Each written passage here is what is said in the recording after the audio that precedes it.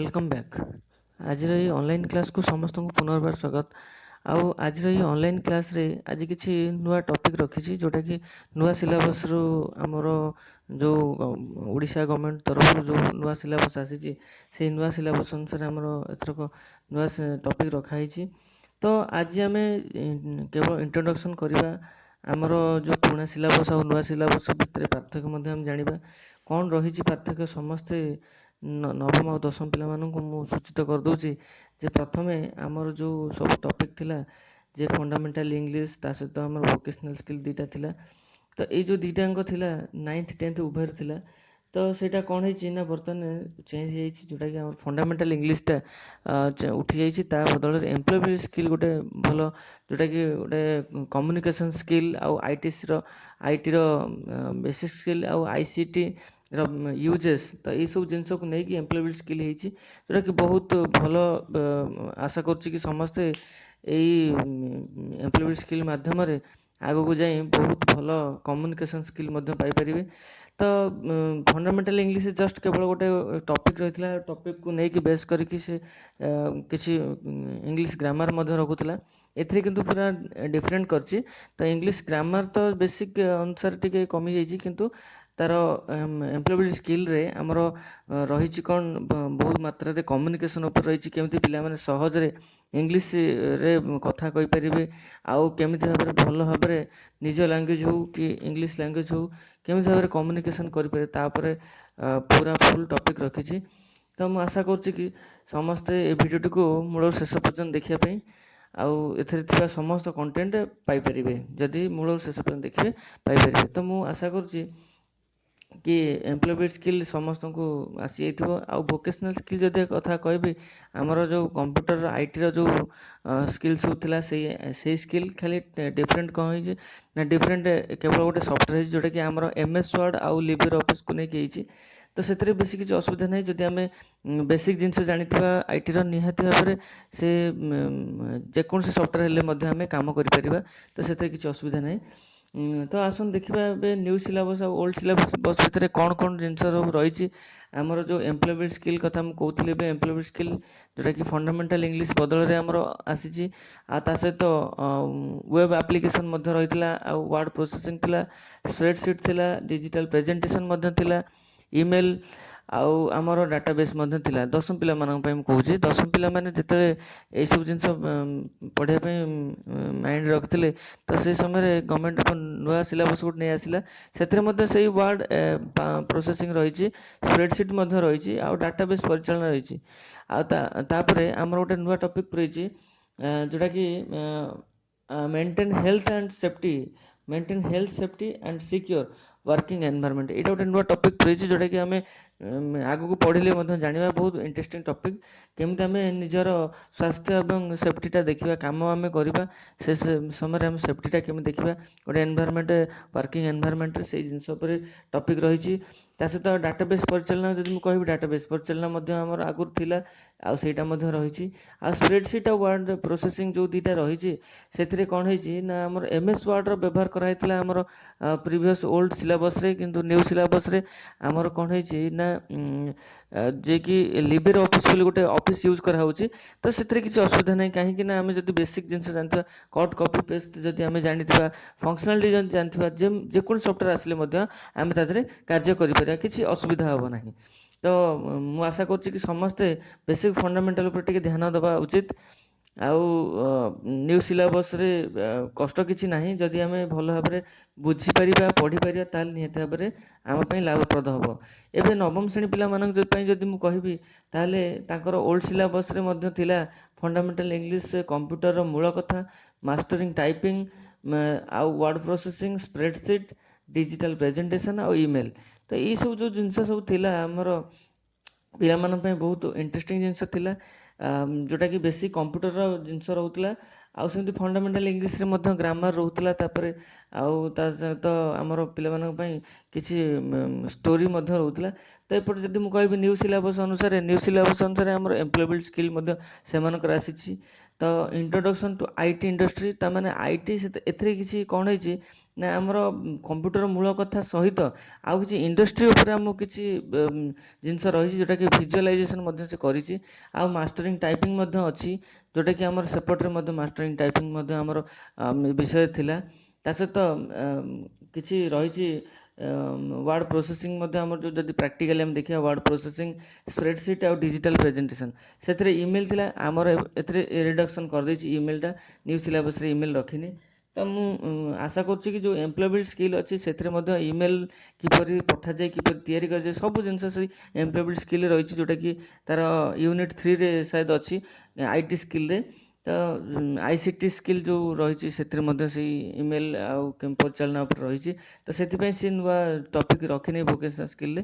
ତ ଆମେ ଦେଖିବା ଏଇଠି ଦୁଇଟା ପ୍ରକାର ସ୍କିଲ୍ ରହୁଛି, ଗୋଟେ ଏମ୍ପ୍ଲୟେବିଲିଟି ସ୍କିଲ୍, ଗୋଟେ ଭୋକେସନାଲ୍ ସ୍କିଲ୍। ଏମ୍ପ୍ଲୟେବିଲିଟି ସ୍କିଲ୍ଟା ଇଟସେଲ୍ଫ ଗୋଟେ ବଡ଼ ଚାପ୍ଟର, ଯେଉଁଟାକି ଆମେ ନୂତନ ପାଠ୍ୟକ୍ରମ ରହିଛି ସେଇଟା ଆମେ ଭଲ ଭାବରେ ପଢ଼ିଲେ ହୁଏତ ମୁଁ ଆଶା କରୁଛି କି ସମସ୍ତେ ସମ୍ପୂର୍ଣ୍ଣ ବିବରଣୀ ଏମ୍ପ୍ଲୟେବିଲିଟି ସ୍କିଲ୍ର ପାଇପାରିବେ। ବହୁତ ବଢ଼ିଆ ଜିନିଷ ରହିଛି, ଆମକୁ ଯଦି ଆମେ ସାହସର ସହିତ ଆମେ କମ୍ ସମୟ ମଧ୍ୟରେ ଯଦି ଆମେ ତାକୁ କଭର୍ କରିପାରିବା, ଦେନ୍ ଆମ ଫ୍ୟୁଚର୍ ପାଇଁ ବହୁତ ଭଲ ଲାଭପ୍ରଦ ହେବ ବୋଲି ମୁଁ ଆଶା କରୁଛି। ତ ମୁଁ କହିବି କି ଏ ଭିଡ଼ିଓଟିକୁ ନବମ ଆଉ ଦଶମ ପିଲାମାନେ ଦେଖିବା ନିହାତି ଦରକାର, କାହିଁକିନା ଆମର ଯେଉଁ ସିଲାବସ୍ ରହିଛି ସେ ସିଲାବସ୍କୁ ନେଇକି ଏଇ କ୍ଲାସ୍ଟା ଆଜି ରହିଛି। ଆଉ ତା ସହିତ କିଛି ଏମ୍ପ୍ଲୟେବିଲିଟି ସ୍କିଲ୍ର ମଧ୍ୟ ମୁଁ ଆଜି କିଛି ଫଣ୍ଡାମେଣ୍ଟାଲ୍ ନେଇ ଆସିଛି। ତ ସେଥିରେ ମଧ୍ୟ କିଛି ରହିଛି ଯେଉଁଟାକି ଆମର ଯେଉଁଟାକି ଆମେ ଦେଖିବାକୁ ପଡ଼ିବ ଯେ MS ୱାର୍ଡ଼ ଆମର ଯେଉଁ ପ୍ରାକ୍ଟିକାଲ୍ ମଧ୍ୟ ରହିଛି, MS ୱାର୍ଡ଼ ଆଉ ଲିବର ଅଫିସ୍ ଭିତରେ ରହିଛି। ଆଉ ଆଜିର ଏମ୍ପ୍ଲୟେବିଲିଟି ସ୍କିଲ୍ରେ ମଧ୍ୟ ମୁଁ କିଛି ଟପିକ୍ ରଖି ଯେଉଁଟାକି କମ୍ୟୁନିକେସନ୍ର କେମିତି ଭାବରେ ତିଆରି କରାଯାଏ, କେମିତି ଭାବରେ ଗୋଟେ କମ୍ୟୁନିକେସନ୍ ହୁଏ ତାରି ଉପରେ ରଖିଛି। ତ ପିଲାମାନେ ଟିକେ ନଜର ପକାଇବେ ଯେ କ୍ଲାସ୍ 9th ପିଲାମାନଙ୍କ ପାଇଁ ମୁଁ ଯଦି କହିବି ତାହେଲେ ପାର୍ଟ 1, ପାର୍ଟ 2 ବା ପାର୍ଟ A, ପାର୍ଟ B ରହିଛି, ଯେଉଁଟାକି ଏମ୍ପ୍ଲୟେବିଲିଟି ସ୍କିଲ୍, ଭୋକେସନାଲ୍ ସ୍କିଲ୍ ମୁଁ ପୂର୍ବରୁ କହିଥିଲି। ଆଉ ତା ଦେହରେ କ'ଣ କ'ଣ ରହିଛି ଏମ୍ପ୍ଲୟେବିଲିଟି ସ୍କିଲ୍ରେ କ'ଣ ରହିଛି କ୍ଲାସ୍, ଆଉ ଆମର ଚାପ୍ଟର ଗୁଡ଼ା ରହିଛି, ଆଉ ଭୋକେସନାଲ୍ ସ୍କିଲ୍ରେ କ'ଣ ଚାପ୍ଟର ରହିଛି ଟିକେ ନଜର ପକାଇବା ଏ ସ୍କ୍ରିନ୍ ଉପରେ ସମସ୍ତେ। ତ ଏଠି ଆମର ରହିଛି ଯେ communication skill, self management, information communication technology, ଯେଉଁଟା ଇନଫର୍ମେସନ୍ କମ୍ୟୁନିକେସନ୍ ଟେକ୍ନୋଲୋଜି ରହିଛି ସେଇଥିରେ ଆମର ଅଛି ଯେ କିପରି ଭାବରେ ମେଲ୍ ଆମେ ତିଆରି କରିବା, ସେଇ ସବୁ ଜିନିଷ ତା ଦେହରେ ରହିଛି। ICT ସ୍କିଲ୍ ମଧ୍ୟ ରହିଛି, କିପରି ଆମେ ଗୋଟେ ବ୍ରାଉଜରରେ ଇଣ୍ଟରନେଟ୍ରେ କିଛି ଜିନିଷ ଖୋଜିବା, ତ ସେଇ ସବୁ ଜିନିଷ ସେଥିରେ ରହିଛି। ତ ଭୋକେସନାଲ୍ ସ୍କିଲ୍ ତ ସମସ୍ତେ ଜାଣିଲେ। ଆଉ ତା ସହିତ ଏମ୍ପ୍ଲୟେବିଲିଟି ସ୍କିଲ୍ରେ ଆମେ ଦେଖିବାକୁ ଗଲେ ଏଠି ମଧ୍ୟ ସେମ୍ ଜିନିଷ ରହିଛି। 9th ଆଉ 10thରେ ଏମ୍ପ୍ଲୟେବିଲିଟି ସ୍କିଲ୍ ଆଉ ବୋଥ୍ ଆର୍ ସେମ୍, ବଟ୍ ଟିକେ ଡିଫରେଣ୍ଟ କ'ଣ ରହିବ ନା ଟିକେ ହାର୍ଡ଼ ରହିବ ଦଶମ ପିଲାମାନଙ୍କ ପାଇଁ, ଟିକେ ଉପର ଲେବୁଲ୍ର, ଆଉ 9th ପିଲାମାନଙ୍କ ପାଇଁ ଟିକେ ସହଜ ରହିବ। ସେଥିପାଇଁ ମୁଁ କହିଲି ଯେ 9th 10th ଉଭୟ ଯଦି ଆମେ ଏ ସମୟରେ 9th 10th ଦୁଇଟାଙ୍କ ପିଲାମାନେ ଯଦି ଆମେ ବେସିକ୍ ଫଣ୍ଡାମେଣ୍ଟାଲ୍ ଉପରେ ଦେଖିଦେବା 9th ଆଉ 10thରେ ପ୍ରତ୍ୟେକଟି କ୍ଲାସ୍କୁ ଯଦି ଆମେ ଆଟେଣ୍ଡ କରିବା ତାହେଲେ ନିହାତି ଭାବରେ ଏମ୍ପ୍ଲୟେବିଲିଟି ସ୍କିଲ୍ର ଯେଉଁ ଆମର ପୁରା ଅନନୋନ୍ ଆମେ ଅଛନ୍ତି ସେ ଜିନିଷଟା ଆମେ ପାଇପାରିବା ବୋଲି ମୁଁ ଆଶା କରୁଛି। ତ ସମସ୍ତେ ନିହାତି ଭାବରେ ଯେତେ ଗୁଡ଼ିଏ ଏମ୍ପ୍ଲୟେବିଲିଟି କ୍ଲାସ୍ ହେବ, ଏମ୍ପ୍ଲୟେବିଲିଟି ସ୍କିଲ୍ର ଯେତେ ଗୁଡ଼ିଏ କ୍ଲାସ୍ ହେବ ତାକୁ ସମସ୍ତେ ଆଟେଣ୍ଡ କରିବା ନିହାତି ଦରକାର। ଆଉ ଏଥିରେ ବହୁତ ଭଲ ଜିନିଷ ରହିଛି ଯେଉଁଟାକି ଆମେ ଫ୍ୟୁଚର୍ରେ ବହୁତ ଡେଭଲପ୍ ମଧ୍ୟ କରିପାରିବା। ତ ମୁଁ ଆଶା କରୁଛି କି ସମସ୍ତେ ଏଇ ଏମ୍ପ୍ଲୟେବିଲିଟି ସ୍କିଲ୍ ଉପରେ ସମ୍ୟକ ଧାରଣା ମଧ୍ୟ ପାଇପାରିଥିବେ। ଏବେ ଆମେ ଦେଖିବା ସୂଚୀପତ୍ରକୁ ଯଦି ଆମେ ଦେଖିବା ଏଠି ଯେଉଁ ଜିନିଷ ସବୁ ରହିଛି ବେସିକ୍ ଫଣ୍ଡାମେଣ୍ଟାଲ୍ ସବୁ ରହିଛି ନବମ ଶ୍ରେଣୀ ପିଲାମାନଙ୍କ ପାଇଁ ଯଦି ମୁଁ କହିବି ବେସିକ୍ ଫଣ୍ଡାମେଣ୍ଟାଲ୍ ଗୁଡ଼ା ରହିଛି, ସେଇ ବେସିକ୍ ଫଣ୍ଡାମେଣ୍ଟାଲ୍କୁ ନେଇକି ହିଁ ଆମର ଏଠି କ୍ଲାସେସ୍ ମୁଁ ଆଜି ରଖୁଛି। ଆଉ ନେକ୍ସଟ କ୍ଲାସେସ୍ ମଧ୍ୟ ନବମ ଦଶମ ଉଭୟଙ୍କ ପାଇଁ ରଖିବି, କାହିଁକି ନା ଯେହେତୁ 9thର ପିଲାମାନେ ତ ନୂଆ ଅଛନ୍ତି ନୋ ଡାଉଟ୍, ବଟ୍ 10thର ଯେଉଁ ପିଲାମାନେ ଅଛନ୍ତି ସେମାନେ ମଧ୍ୟ ଏମ୍ପ୍ଲୟେବିଲିଟି ସ୍କିଲ୍ ପ୍ରଥମ ଥର ପାଇଁ ପଢ଼ୁଛନ୍ତି, ତ ତାଙ୍କ ପାଇଁ ମଧ୍ୟ ବେସିକ୍ର ଫଣ୍ଡାମେଣ୍ଟାଲ୍ର ଆବଶ୍ୟକତା ରହିଛି। ତ ମୁଁ କହିବି କି ସମସ୍ତେ ଏଇ ଯେଉଁ ଏମ୍ପ୍ଲୟେବିଲିଟି ସ୍କିଲ୍ର ଯେତେଟା ବି 9thର କ୍ଲାସ୍ ହେବ 10thର ପିଲାମାନେ ସମସ୍ତେ ଆଟେଣ୍ଡ କରିବାକୁ ମୁଁ ଅନୁରୋଧ କରୁଛି। ଆଉ ସମସ୍ତେ ସେ ଏମ୍ପ୍ଲୟେବିଲିଟି ସ୍କିଲ୍ର ଯେଉଁ କ୍ଲାସ୍ ଗୁଡ଼ା ରହିଛି ତାକୁ ମଧ୍ୟ ଦେଖିକି, ଆଉ ଯେଉଁ 10thର ଯେଉଁ କ୍ଲାସ୍ ଗୁଡ଼ିକ ହେବ ତା ସହିତ ମଧ୍ୟ ଏଥିରେ କିଛି ନା କିଛି ରିଲେସନ୍ ରହୁଛି। ତ ସମସ୍ତେ ଏଇ ଯେଉଁ ରହିଛି ଆମର ଏମ୍ପ୍ଲୟେବିଲିଟି ସ୍କିଲ୍ର ଯେଉଁ ଜିନିଷ ରହିଛି ତାକୁ ସମସ୍ତେ ଟିକେ ନଜର ପକାଅ।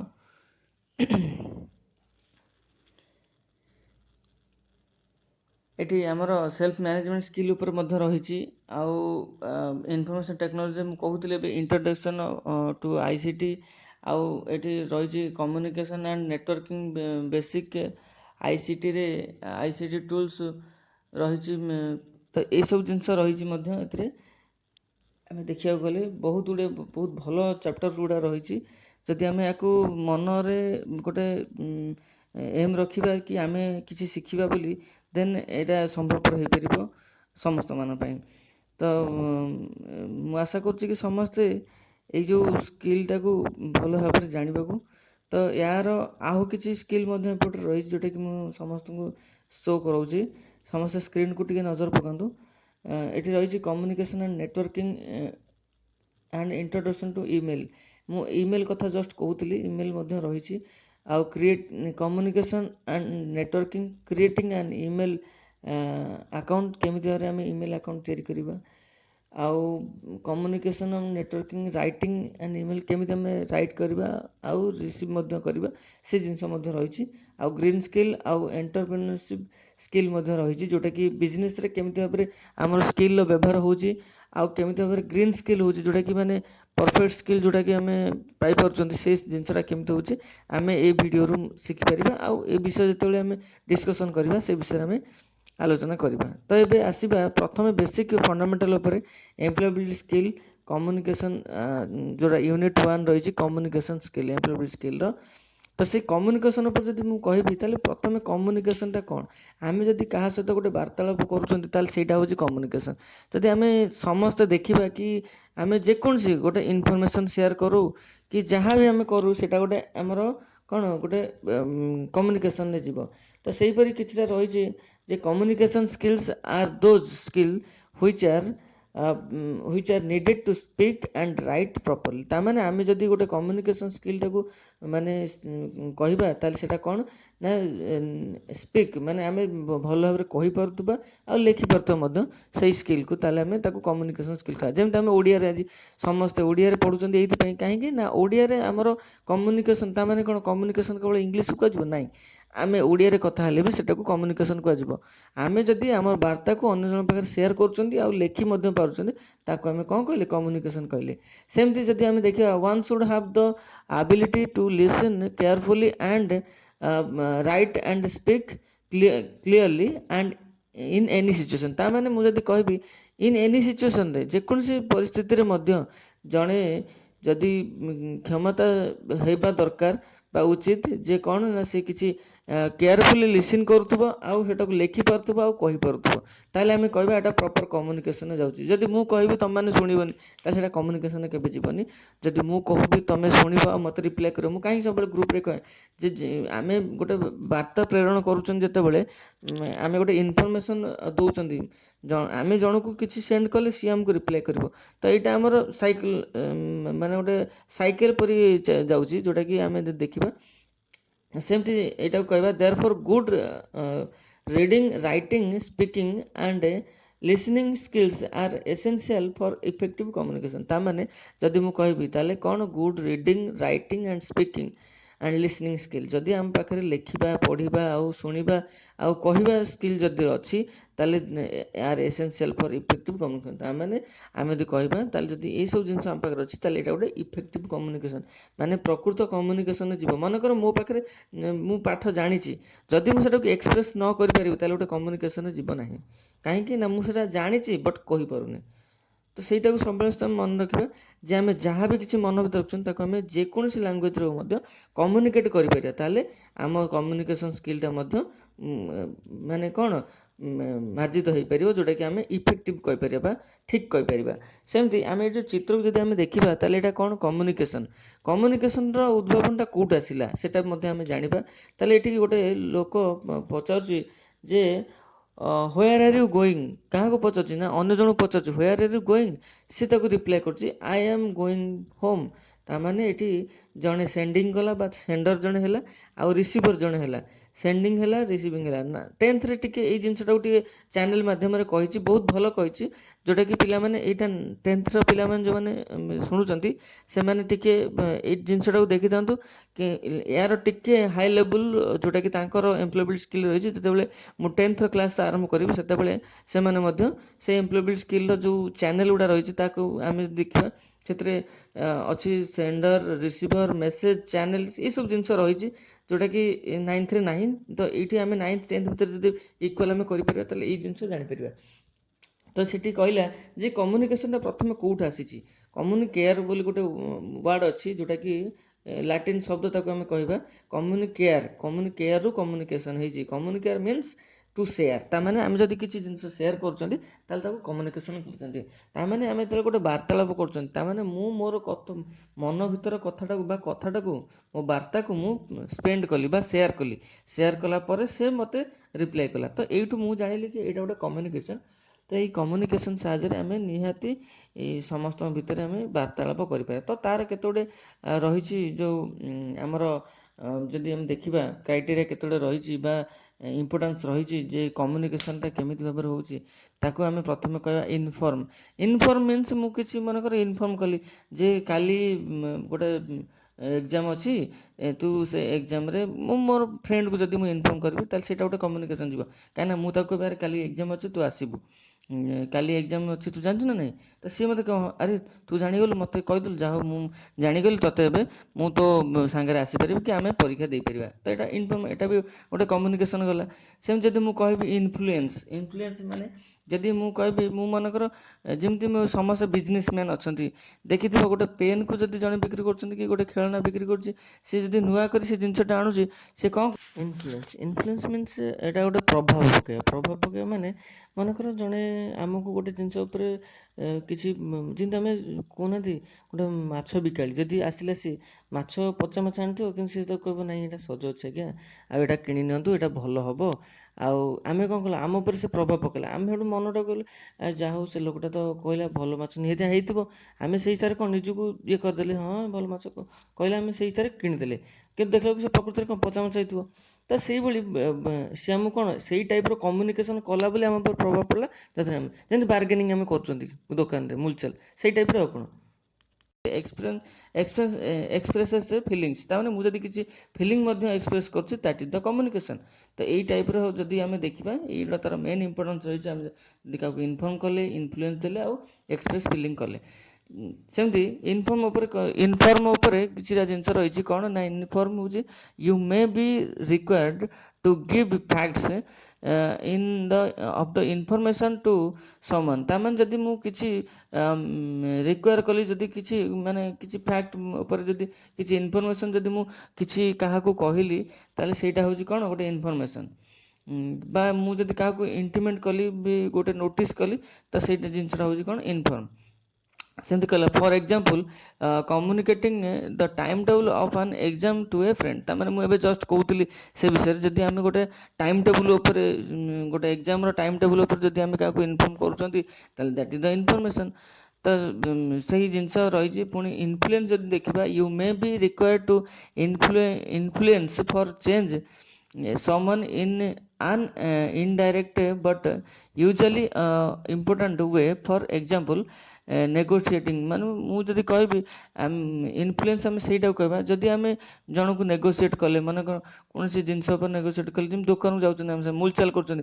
भाई 5 टका जिंस तू 3 टका नै परिबू बा 10 टका जिंस हम 5 टका रे देके आनुचंती तो सेटा होछि कोन गोटे इन्फ्लुएंस ताको आमे बा आमे तार मन को परिवर्तन करेले बा प्रलोभित ताको करेले भी बाकी तू एटा ने बा एते कि ने बोली हम ताको गोटे बार्गेनिंग करेले सेमती एक्सप्रेस फीलिंग्स कहला एक्सप्रेस फीलिंग कोन ना talking about your feelings is a healthy way to express them for example sharing your excitement about doing well in your exams ता माने मु जदि मोर भीतर कथा मु जस्ट पूर्व कहतली मो मो मनर भीतर कथा जदि काहाकू एक्सप्रेस करछि that is the express feeling जेमति से कहला मु एक्सीलेंट करिछि एग्जाम रे बा से जिंसटा मु जोटा गोटे खुशी अच्छी एक्साइटमेंट अच्छे से जिनस से सेयार कर आगे जे मुझे एग्जाम दे कि आसली मुझे बहुत एक्साइटमेंट अच्छी कौन हम मोर माने मन भर जिनस से जिनसा सी जदि सेयार कर मन भर जिनस को जब आम अन्य आगे प्रकाशित कर दैट इज द कम्युनिकेशन ତ ଏଇ ଟାଇପ୍ର ତାର ଯେଉଁ ଇମ୍ପୋର୍ଟାନ୍ସ ସବୁ ରହିଛି ଆମେ ଦେଖିଲେ ତିନିଟା ଆମେ ଯେଉଁ ତିନିଟା ଦେଖିଲେ ଯେଉଁ ଆମର ଇମ୍ପୋର୍ଟାନ୍ସ ରହିଛି ଗୋଟେ ଇନଫର୍ମ, ଇନଫ୍ଲୁଏନ୍ସ ଆଉ ଏକ୍ସପ୍ରେସ୍ ଫିଲିଙ୍ଗସ୍। ତ ଏଇ ଯେଉଁ ରହିଲା ଯେଉଁ ତିନିଟା ଇମ୍ପୋର୍ଟାନ୍ସ ଆମେ ୟାକୁ ଦେଖିବା। ଆଉ ସମସ୍ତେ ମୁଁ ଆଶା କରୁଛି କି ନୋଟ୍ କରିନେବ ଯାହା ବି କିଛି ରହିଲା, ଆଉ ନ୍ୟୁ ସିଲାବସ୍ରେ କ'ଣ କ'ଣ ରହିଛି ତାକୁ ମଧ୍ୟ ନୋଟ୍ କରିନେବ। ଆଉ ଏଇ ଭିଡ଼ିଓଟିକୁ ସବସ୍କ୍ରାଇବ୍ କରିବ, ଲାଇକ୍ କରିବ ଆଉ ଢେର ସାରା ଭଲ ପାଇବା ଦେବ, ଯାହାଦ୍ୱାରା କି ନେକ୍ସଟ ଭିଡ଼ିଓ ମୁଁ ପୁନର୍ବାର ତିଆରି କରିପାରିବି। Thank you.